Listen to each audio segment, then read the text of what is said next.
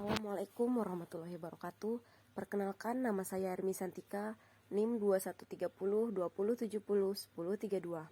Di sini saya akan menjelaskan tentang tradisi filosofi. Pengertian tradisi. Tradisi adalah kesamaan benda, material, gagasan yang berasal dari masa lalu, namun masih ada hingga kini dan belum dihancurkan atau dirusak. Tradisi dapat diartikan sebagai warisan yang benar atau warisan masa lalu. Selanjutnya, pengertian filosofi. Filosofi adalah pemikiran yang dilakukan secara mendalam sampai ke akarnya, sehingga diperoleh hasil yang fundamental, sistematis atau berurutan, sesuai dengan pola dengan menggunakan logika, walaupun dapat sebagai asumsi semata. Seorang filosofi selalu memiliki sifat yang mempertanyakan segala hal. Traditional approach to politik. Pendekatan dalam ilmu politik mencakup standar atau tolak ukur yang dipakai untuk memilih masalah dan menentukan data mana yang akan diteliti, serta data mana yang akan dikesampingkan. Pendekatan adalah kriteria untuk menyelesaikan masalah dan data yang relevan. Pendekatan tradisional. Disebut juga pendekatan tradisional. Dalam pendekatan ini, negara menjadi fokus pokok terutama dalam segi konstitusional dan yuridisnya. Bahasa tradisionalnya menyangkut antara lain sifat dari Undang-Undang Dasar, masalah kedaulatan, kedudukan, kekuasaan formal, serta yuridis dari lembaga-lembaga kenegaraan. Nah, dengan pendekatan ini, dalam mempelajari parlemen, maka yang diperhatikan adalah kekuasaan serta wewenang yang dimilikinya, seperti tertuang dalam naskah, undang-undang dasar, undang-undang, atau peraturan tata tertib, hubungan formal dengan badan eksekutif, struktur organisasi, serta hasilnya. Dan di sini juga ada beberapa kelemahan pendekatan tradisional, antara lain, yang pertama, pendekatan ini tidak meneliti apakah lembaga kenegaraan memang terbentuk dan berfungsi seperti yang diuraikan dalam naskah-naskah resmi kenegaraan. Yang kedua, cenderung kurang menyoroti organisasi-organisasi yang tidak formal seperti kelompok kepentingan dan media massa. Yang ketiga, bahasa lebih deskriptif daripada analitis. Yang keempat, lebih banyak menggunakan ulasan sejarah seperti menelusuri perkembangan parlemen. Yang kelima, lebih bersifat normatif karena fakta dan norma kurang dibedakan, bahkan seringkali berkaitan. Dan yang terakhir, kurang memberikan sumbangan terhadap pembentukan teori baru.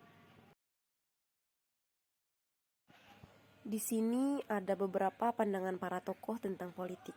Yang pertama menurut Plato, yang kedua menurut Marx, yang ketiga menurut Agustin dan Aquinas, dan yang terakhir menurut Aristoteles. Yang pertama menurut Plato, politik salah satu cara mendapatkan sesuatu hal yang dimana tujuannya demi mencapai sebuah kekuasaan yang berbasis didominasi secara sukarela maupun memaksa, yang kemudian kekuasaan tersebut dilaksanakan demi kesejahteraan bersama. Yang kedua menurut Marx.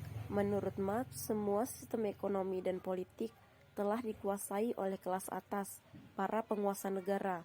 Mereka menyimpulkan bahwa negara hanyalah kepanjangan tangan dari kelas atas untuk mengamankan status kekuasaan mereka. Yang ketiga menurut Agustin dan Aquinas. Menurut Agustin, politik pada konsepnya tentang dua kota. Terdapat dua kategori manusia yang saling bercampur. Kategori pertama yaitu kota duniawi atau kota manusia. Manusia yang menghuni kota ini hidup mengikuti sifat lahiriah mereka, mencintai diri sendiri dan merendahkan Tuhan. Kebanyakan manusia yang masuk dalam kategori ini.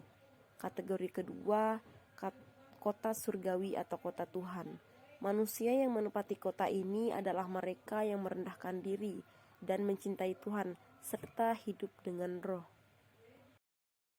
Sedangkan menurut Aquinas, politik tampak dalam bukunya The Governance of Rulers (The Regimen Principium). Ia memperluas gagasan Aristoteles Jum Politikon. Manusia secara alamiah adalah binatang politik dan sosial. Artinya, manusia yang menggunakan akal dan kemampuan bicaranya untuk bekerja, membangun komunitas politik sebagai tanggapan atas kebutuhan kelompok dan pribadi-pribadi yang menyusunnya.